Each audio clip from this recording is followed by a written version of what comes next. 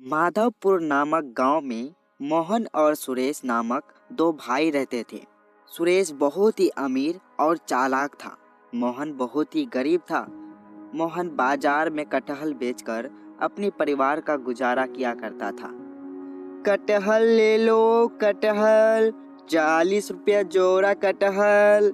अरे मोहन भैया, मुझे भी एक जोड़ी कटहल देना। हाँ हाँ, क्यों नहीं, मैं अभी देता हूँ। इसी तरह मोहन की जिंदगी गुजर रहा था।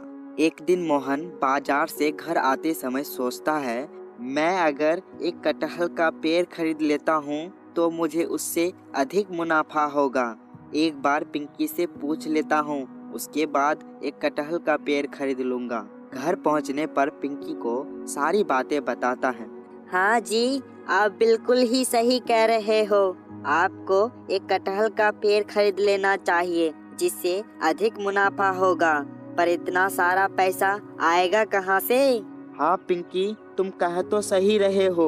मैंने इतनी दिनों से कटहल बेचकर कुछ पैसे इकट्ठा किए हैं। मैं उसी पैसों से एक कटहल का पेड़ खरीद लूंगा, जिससे मुझे अधिक मुनाफा होगा। मोहन और उसकी पत्नी ये सब बातें कर ही रहे थे कि सुरेश उन दोनों की बातें सुन लेता है और घर आ जाता है।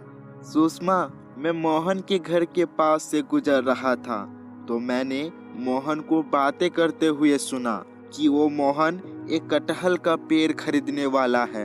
हाँ जी, आप बिल्कुल ही सही कह रहे हो। उस मोहन के पास हमारे जैसे पैसे भी नहीं हैं, लेकिन फिर भी हमेशा खुश रहते हैं।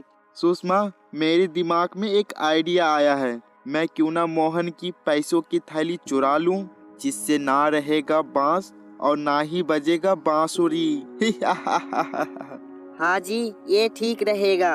फिर रात होने पर सुरेश मोहन के घर जाता है और पैसों की थैली चुरा लेता है और वहां से भाग जाता है। फिर सुबह होने पर मोहन देखता है कि उसकी पैसों की थैली गायब है। मोहन और उसकी पत्नी बहुत ही दुखी होते हैं। पिंकी, अब हम क्या करेंगे? मैंने जो कटहल का पेड़ खरीदने के लिए पैसे इकट्ठा किए थे, वो तो किसी ने चुरा लिया है। अब हमारे पास राशन खरीदने के लिए भी पैसे नहीं हैं। ऐसे ही कुछ दिन बीत जाते हैं। एक दिन मोहन काम की तलाश में इधर उधर घूमते घूमते जंगल से गुजर रहा था। तभी एक साधु बाबा घायल जमीन पर गिरा हुआ था और पानी पानी कर रहे थे। पानी पानी।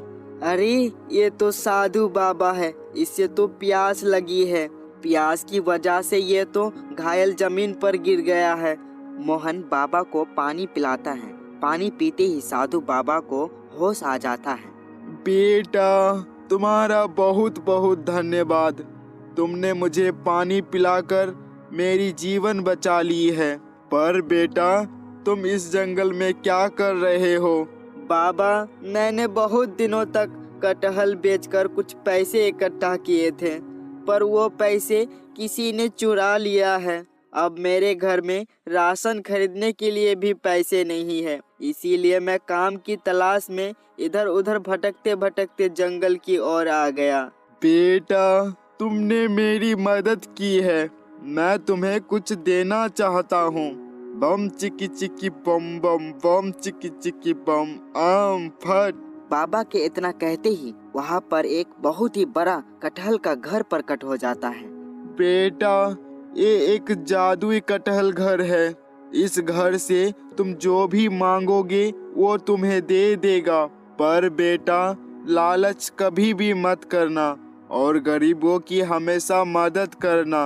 अगर तुमने लालच की तो ये जादुई कटहल का घर गायब हो जाएगा। उसके बाद मोहन जादुई कटहल का घर लेकर अपने घर आ जाता है। घर आने के बाद सारी बातें पिंकी को बताता है। ये बातें सुनकर पिंकी बहुत ही खुश हो जाता है। धीरे धीरे मोहन बहुत ही धनवान हो जाता है।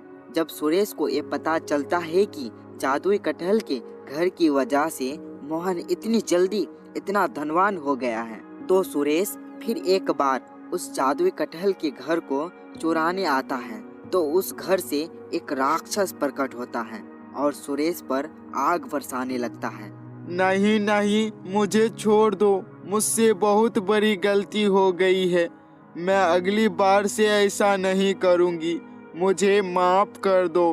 ठीक है, मैं तुम्हें इस बार माफ करता हूँ, पर तुमने अगली बार से इस तरह की हरकत करने की कोशिश की तो मैं तुम्हें नहीं छोड़ूंगा। उसके बाद सुरेश वहाँ से दुम दबाकर भाग जाता है। राक्षस भी गायब हो जाता है।